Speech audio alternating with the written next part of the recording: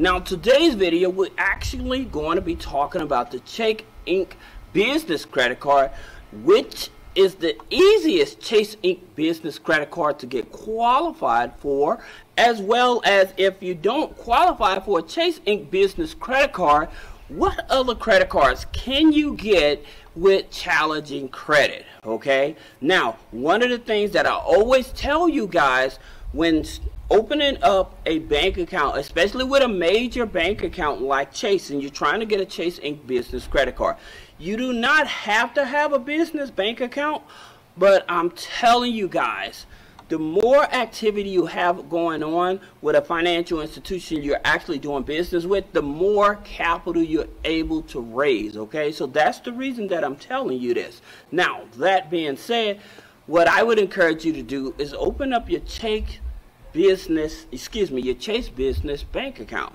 All right, and there's a few reasons why. One, because Chase reports to Experian, Equifax, Small Business Financial Exchange, and Dun & Bradstreet picks that information up. Okay, now that's very important because the more activity you have on your business bank account, the more data they report. So to make it easier for you to go outside of those lenders, outside of Chase, and apply for credit with other lenders because you already have established credit file.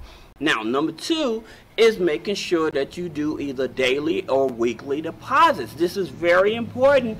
The reason is it helps with your business bank rating. Now, a lot of people don't talk about your business bank rating, but trust me, you want to have a strong business bank rating. Your business bank rating is more important than a DUNS number or a PAYDEX score. This is the reason why I tell you guys that for most of the time, you don't need a DUNS number or a PAYDEX score in order to get business credit funded, nor do you need net 30 accounts, okay? But speaking of net 30 accounts, I would suggest that if you're trying to establish a stronger business credit file, and you don't have to do this, but I would suggest you try to get at least 4 or 5 net 30s, okay? And I'll give you some examples, and I may put a link below so you can see. Like NAV. NAV reports to Experian, Equifax, and Dun & Bradstreet. Now, here's the thing about it. Also, NAV gives you your Vantage Experian score. Well, actually, it's your Vantage score, but that Vantage score is an Experian score, okay? Now, here's the thing about it. The reason you want to have a NAV account is because your business, you need to track how your business is doing, okay? And that's what they do. Then, another net 30 you want to have, and again, is SNS. That's a strategic network system. Now, they report to Experian and Dun & Bradstreet. Then you have Wise Business Plan. Now, with Wise Business Plan, they report to Experian, Equifax, Dun & Bradstreet. So for some of you all, you're scratching your head. You may be saying, hey, what about Grainger, Seton, and Uline? Well, actually, guys, those are some good net 30 accounts, but they're more focused on if you're trying to get supplies and stuff. I'm trying to help put you in a position to where you're actually getting funding for your business, all right? So there's nothing wrong with them, but I'm just trying to encourage you to do it that way. Now, here's the thing about it with Chase. You're trying to go get a Chase Business Ink card. And again, like I said, I'll tell you the easiest ones to get, but here's the thing about it. Chase relies on a 524, okay? What that means, you cannot have over 5 accounts in 2 years, 24 months, okay? If you have over 5 accounts, new accounts open in 2 years, over 5 accounts, all right, what ends up happening, Chase will deny you, okay? Now, is there a way to get around it? Absolutely, and I made it in a previous video, but hey, since you're here, you're spending time with me, I might as well tell you, one of your options, your higher options for getting around the 524 rule is possibly doing they call it a digital sign. So when you call in and applying for the card over the phone and stuff, and they send you out a link to do a digital sign for the card and stuff like that, that may help you get over the 524. Okay, so that's something that I heard people have had success with it, so I hope it is an opportunity for you as well. Now, understanding, like I said, some of the bigger things, again, you know who that is. That's a friend, Chuck, next door. He's always wanting to get on camera. I haven't put him on camera in a while, you know, so he wants to shine. So you have to excuse him. He's just a little excited. Now, that being said, here's the thing about it. One of the things that most people don't know, how important a corporate email is. When you're applying for credit, one of the bigger things, and like I said, Chase doesn't hold your feet to the fire on this, but one of the bigger things that make it easier for you to get approved for business credit cards is to have a corporate email. Okay, now in terms of setting up the corporation the proper way and getting access to a corporate email, if you have questions on it, click the link in the description, schedule one-on-one consultation. All right, but that's very important. Now here's the thing about it. You do not need a EIN to get a Chase Inc. business credit card. Okay, all right, if you're doing a DBA, Chase will accept that. They may ask you for an old invoice.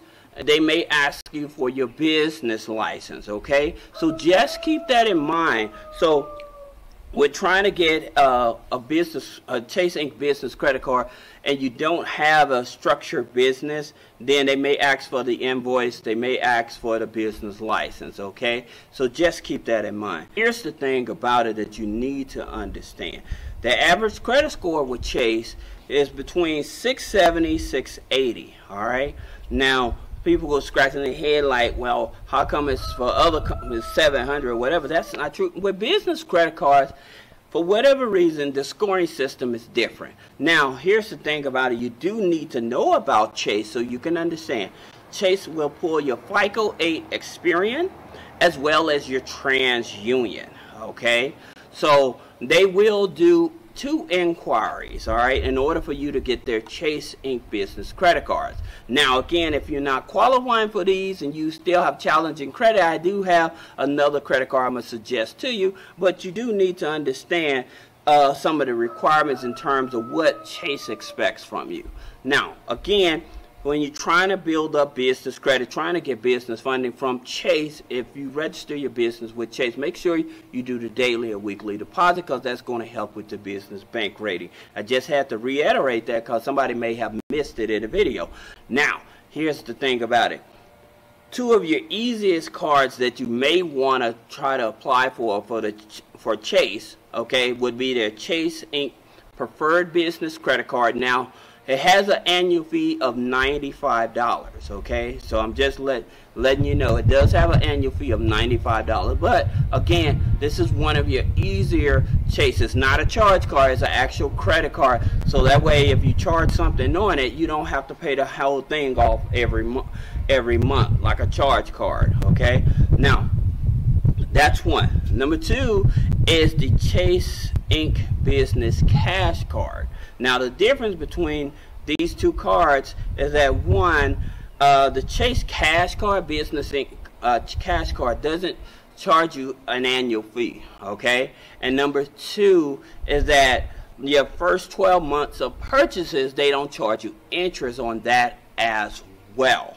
Okay, so that way you know the difference between the Chase Inc. Preferred Card as well as the Chase Cash. All right, now for those of you that may not qualify for the Chase Inc. Business Credit Cards because of the 524, then I would tell you, if you have at least a 680, then you may want to check out the Capital One Spark Classic Business Card, okay? Because the lowest credit score that they accept is a 580. Now, here's the interesting thing about it. For some people that have had a bad relationship with Capital One and that relationship went sour and stuff, and they say that the account charged off, and it's been over 12 months on the charge off, they have been able to still qualify for the Capital One Spark Classic Business Credit Card. Okay, so their divisions are totally separate, but it's just a time frame for you to be able to get access to this card. All right, now if you have any other questions about business credit funding, personal credit funding, or you're trying to understand how to remove some negative items off of your personal credit, then click the link and schedule a one-on-one consultation.